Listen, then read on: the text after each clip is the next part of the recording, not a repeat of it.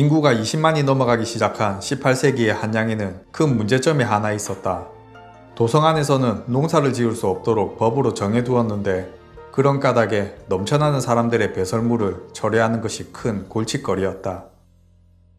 지방의 시골 같은 경우는 시비법이라 하여 농작물의 생육을 촉진하기 위해 어느 정도 인분을 처리할 수 있었지만 한양 내에서는 어림도 없는 일이었다.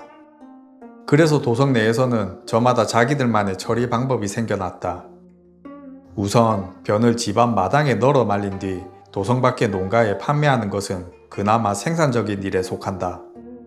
인분을 거름으로 사용한 채소는 기생충에 감염된다는 단점을 지니곤 있지만 그럼에도 불구하고 나는 이것이 똥이 할 수 있는 최상의 선택지라 생각한다.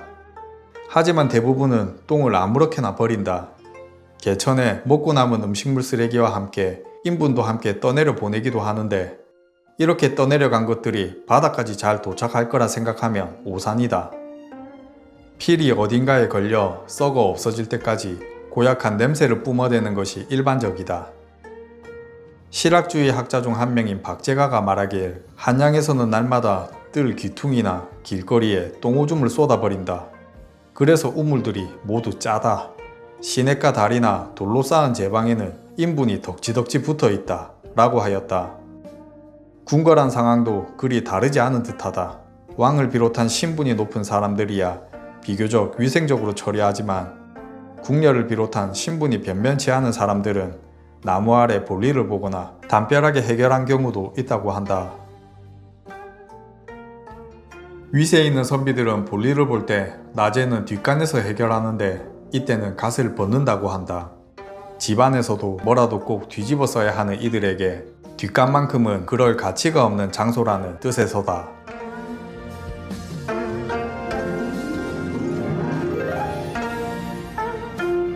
아무튼 도성 내 민가에서 아무렇게나 버려진 이것들은 어떻게 될까? 그나마 다행이라고 봐야 할지 모르겠지만 한양의 개들이 거리를 돌아다니며 어느 정도 먹어치운다. 하지만 한양 인구가 20만 명이니 아무리 진수성찬이 차려졌다 한들 큼직한 녀석으로 두세 덩이 정도 먹으면 충분히 만족하고 자러 가지 않을까. 그렇게 희망처럼 보이던 개님에 대한 기대는 수요와 공급의 법칙에 따라 인류의 승리로 끝났다. 한양의 거리는 똥밭이 되었고 썩은 내와 지린내가 진동하는 조선 최고의 도시가 되어가고 있었다. 하지만 이런 비위생적인 상황에서도 성수기를 맞이한 자가 있었으니 바로 분뇨처리업자다. 이들은 도성 내에서 분뇨를 수거하여 도성 밖에서 밭을 일구는 이들에게 판매한다. 이들의 한 해벌이는 제법 괜찮아서 1년간 부지런히 일한다면 초가 한 채 정도는 살 수 있다고 한다. 조선에서 난 것으로 조선에 팔았으니 이것이 신토부리인가 싶다. 하지만 이들을 대하는 시선은 그리 좋지만은 않다. 우선 외적으로 나타나는 모습과 이들의 몸에서 나는 불쾌한 냄새는 왜 이 직업이 고소득을 올리고 있음에도 모두가 기피하고 천하게 여기는지 짐작해야 한다. 하지만 한 걸음 더 생각해보면 정작 이들이 수거한 분뇨로 키운 채소를 잘도 먹는 사람들을 보면 어디서부터가 천하고 어디까지가 귀한 것인지 그 경계가 더 모호하게 느껴진다. 분뇨 처리업자는 그렇게 한양에서 필수 직업군으로 떠올랐다. 그들이 퍼올리는 분뇨 바가지 횟수만큼 이들이 사회에 미치는 생산력이 올라감을 뜻한다. 반면 벼슬을 하지 못하고 그리는 것 외엔 별다른 노력을 하지 않는 선비들은 생산력이라 부를 게 없으니 점차 가난한 양반들이 수두룩하게 늘어갔다. 이런 조선의 상황을 풍자하는 이야기가 있다. 연암 박지원의 제자 중에는 이덕무라는 사람이 있었다. 그의 벗 중 한 명으로 예덕선생이라는 분이 있었는데 그는 원각사지 10층 석탑의 동쪽 마을에 살며 날마다 마을을 거닐며 분뇨를 저 나르는 것을 업으로 삼았다. 마기를 하는 늙은이를 부를 땐 횡수라고 칭하는데 그의 성이 엄이었으므로 온 마을 사람들이 그를 엄행수라고 불렀다. 한날 덕무의 제자 중 한 명인 자목이 불만을 품은 얼굴로 스승에게 물었다. 일전에 선생님께서 제게 말씀하시길 벗은 동거생활을 하지 않는 아내와 같고 한 탯줄에서 나오지 않는 형제와 같다고 하셨습니다. 벗이란 이렇게 소중한 것 아니겠습니까? 나라 안에서 이름 한번 알리고자 하는 사대부들이 선생님의 가르침을 받기 위해 줄 서고 있으나 선생님께서는 이들을 상대하길 거부하셨습니다. 그런데 지금 엄행수를 말하자면 이 마을 안에서 가장 천한 신분으로 마기를 하는 하층민이자 부끄러운 일을 업으로 삼고 있음에도 선생님께서는 그 덕을 칭찬하고 선생이라고 부르고 있습니다. 머지않아 그와 벗이 되지 않을까 하여 제자로서 매우 부끄러워 견디지 못하겠습니다. 하여 오늘부로 선생님의 문화를 그만둘까 합니다. 그러자 이덕무가 그를 불러 잠시 기다려보라 말하고 자리에 앉히고선 말했다. 그대가 물었으니 내 벗에 대한 이야기를 해줄까 하네. 속담 중에 의원은 제 병을 못 고치고 무당은 제 굿을 못한다는 말이 있네. 어떤 사람이 제 장점을 알아주길 바라는데 남들이 관심 없어 한다면 본인이 답답해서 자기의 단점을 지적해달라는 식으로 돌려 말하곤 하지. 이때 대답을 해야 될 처지의 사람은 잘 생각해야 한다네. 너무 칭찬하면 아첨하는 것처럼 보일 것이고 그렇다고 정말 단점만을 말하면 흉보는 것처럼 보일 테니 말이야. 이럴 때 대부분은 우물쭈물거리며 그다지 치명적이지 않고 사소한 단점을 대강 말하곤 하지. 그러면 그걸 들은 사람은 그다지 노여워하지 않는다네. 왜 그런가 하면 듣는 이는 자신의 단점으로 그것을 생각하지 않았기 때문일세.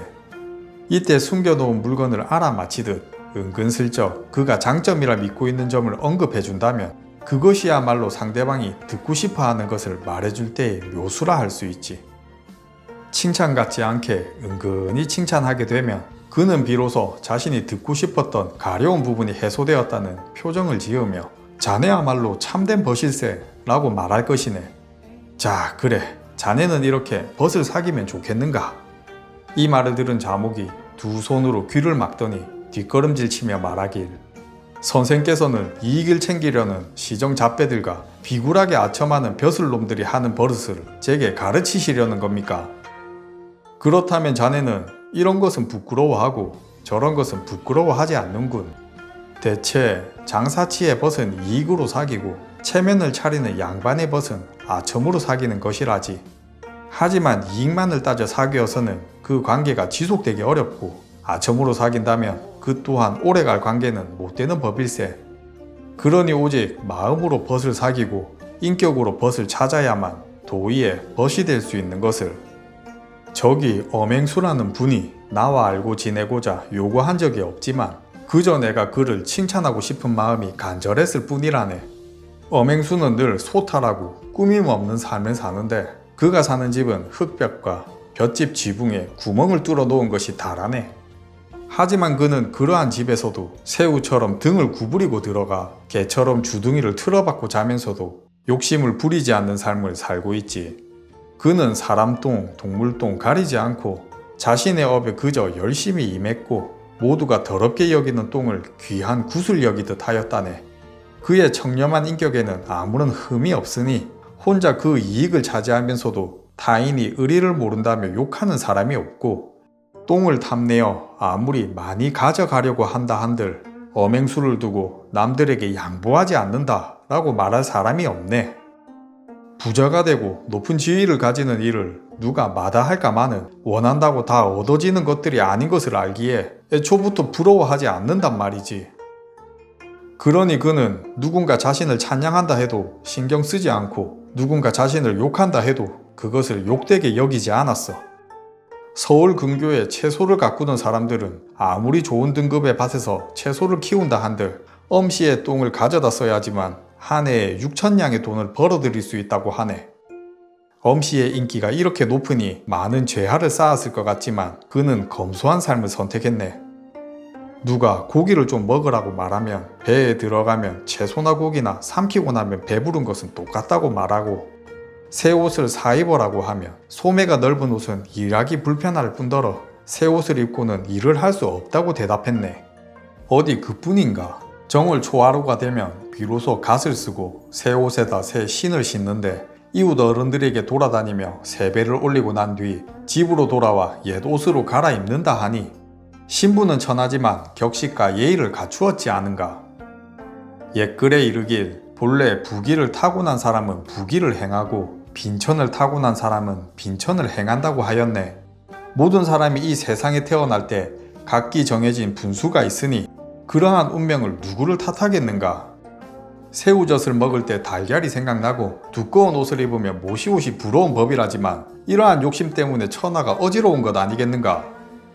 하지만 그는 천한 직업을 가졌음에도 자신의 분수를 알고 불필요한 욕심을 부리지 않았으니 어찌 더러운 일을 한다고 하여 그의 생활이 향기롭지 않다고 말할 수 있겠는가?